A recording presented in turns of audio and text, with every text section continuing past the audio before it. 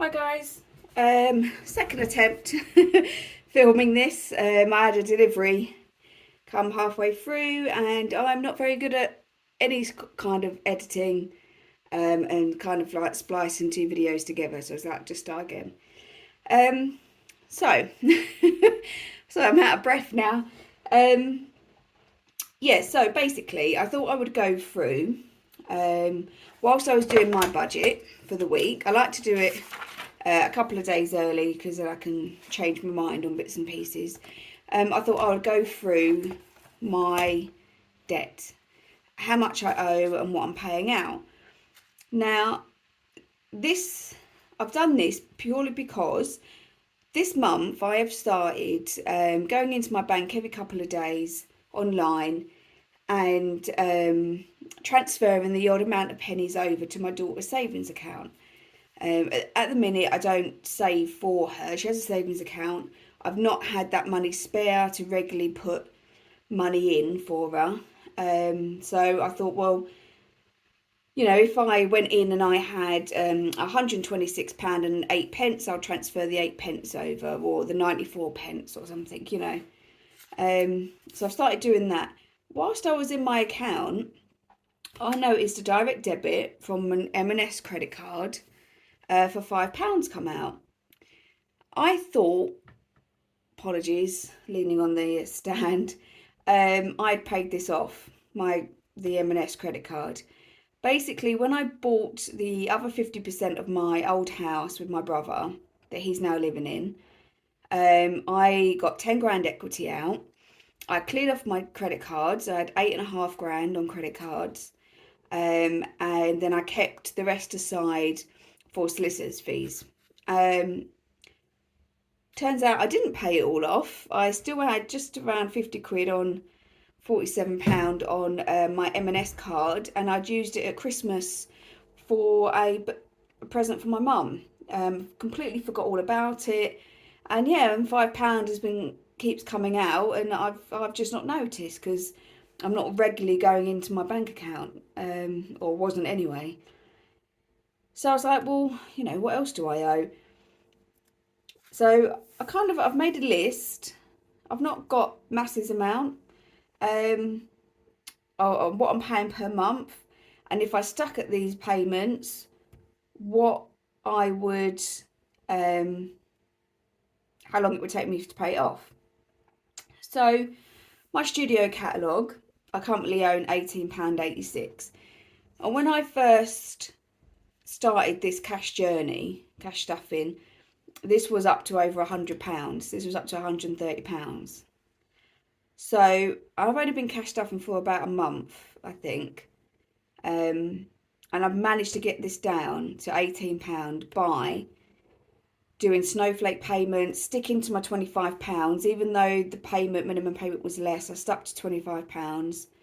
And I've been making loads of little snowflake payments with the surveys, with things I've sold on eBay. And this now will get cleared this month. I've just sold some other things on eBay, so that I'll get post them off today. I'll get £10 back for that. And then I've got £12 in my surveys. So this will be gone this month. M&S, if I stuck to my £5 a month that's set up at the minute, it will be March 2024 before that's paid off. My Barclay card has £126 and 8 pence on it. I have a direct debit of £25 a month, and if I stuck at that, it would be October 23. So a few months. What's that? 5 months. My Sainsbury's credit card has got just over 2 grand on it. Originally, this is a new credit card that's 0% for 2 years. I only got it out this year.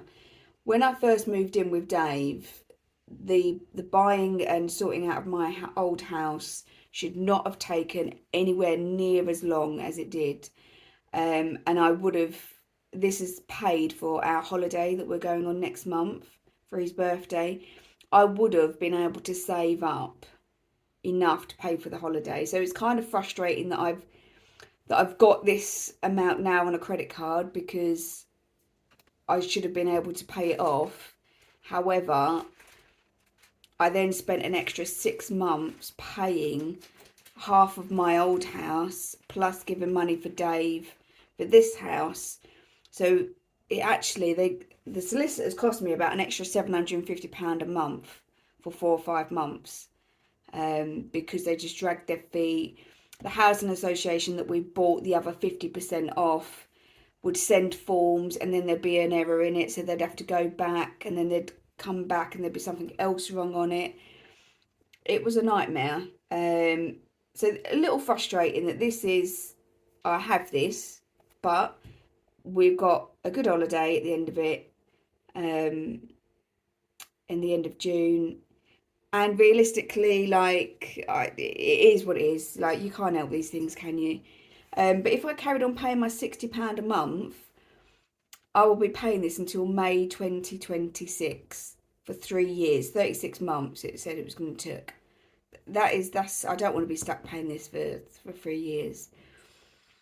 So what I've done is I'm going to apply if anyone knows, and I'm sure you do, this isn't like a new thing, but Dave Ramsey's Snowball. So I've got like cats making all sorts of noises in the background.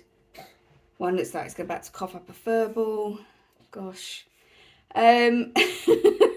So studio paid off this month. By payday, gone. See you later.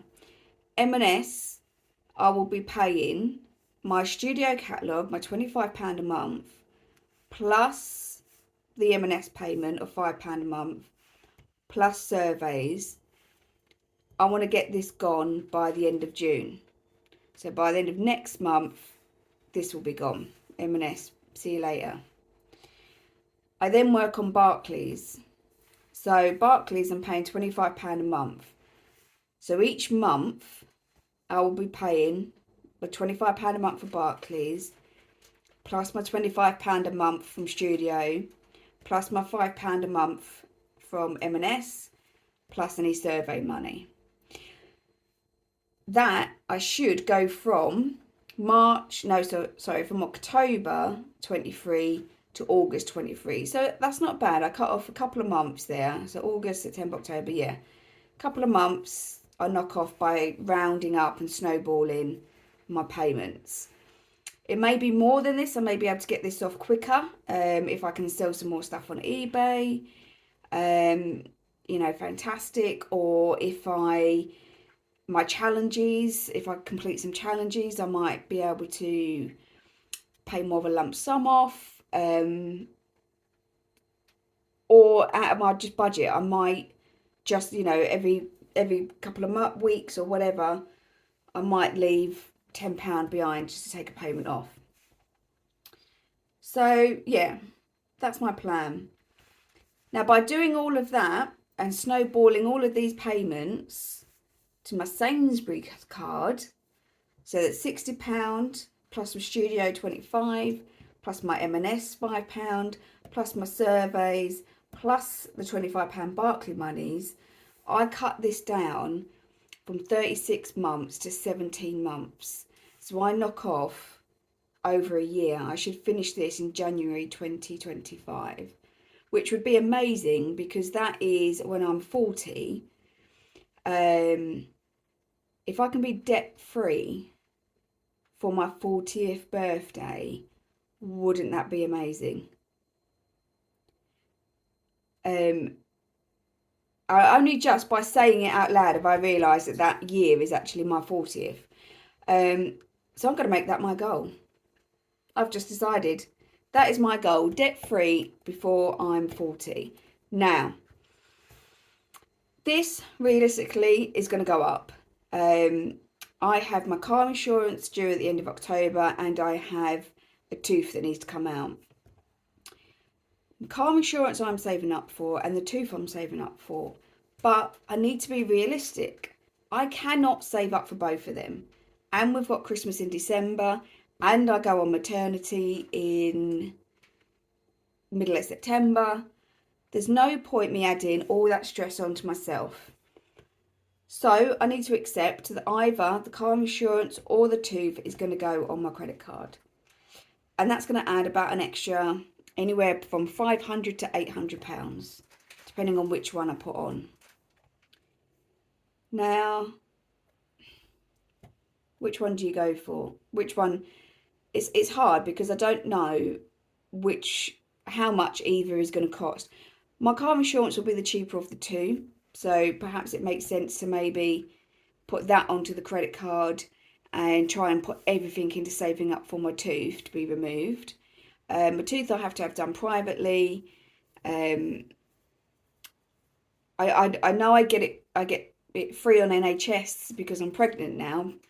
Or actually no, because I'm after the pregnancy. Sorry, I think I still get a year.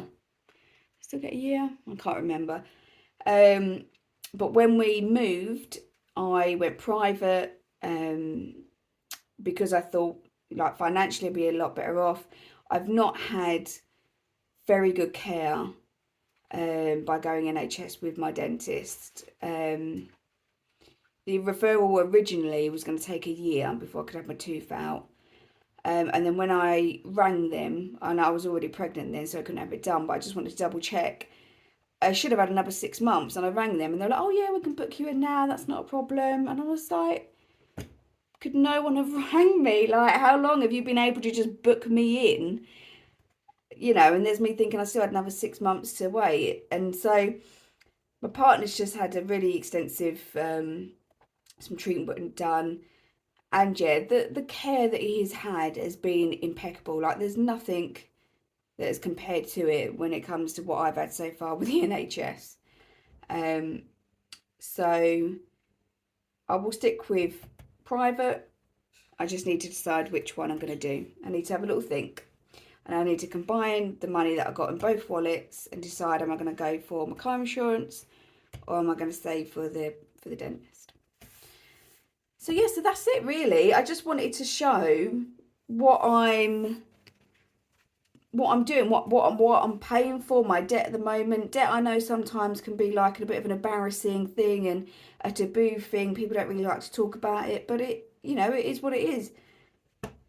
If I could be debt free by the time I'm 40, fantastic. If I'm not, I'm not. But I'm gonna have fun getting there.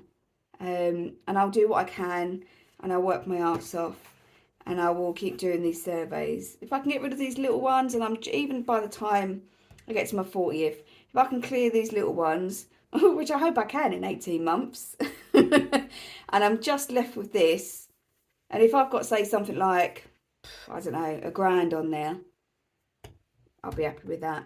Because that's still progress, isn't it? That is progress. If I'm still doing this in 18 months, and all I've got is £1,000 left on my Sainsbury's credit card, then well done me.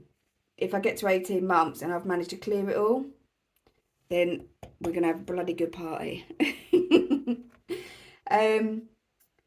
But yeah, so that's it. I just wanted to show sort of some of the things that I'm paying for and some of my debt, and just to say, like, if anyone ever feels embarrassed to talking about their debt, then please don't, because I've racked up credit cards twice. And the first time my dad had to bail me out, and that was 8.5, £9,000. The second time I've racked it up again to 8.5 grand. And this is now why I am being super strict with myself, because I don't ever want to get into that mindset. My mental health was struggling at those times, don't get me wrong, but I don't ever want to go back to that place. So yeah, so I hope I've managed to keep this a bit shorter than my other videos. I hope that this makes sense in terms of snowballing and how I'm going to move each payment down to the next step to add, so I'm constantly, you're paying out the same amount each month. You're used to paying that amount off, but by the time you get to your biggest amount, instead of paying £60 a month off, I'm going to be paying £105 plus whatever I can get from side hustles. So that's the whole point of it. But yeah, Dave Ramsey, Snowball in Debt is amazing. Look it up if you've not heard of it before. It's a really interesting concept, and one that I hope will stick with me and will work.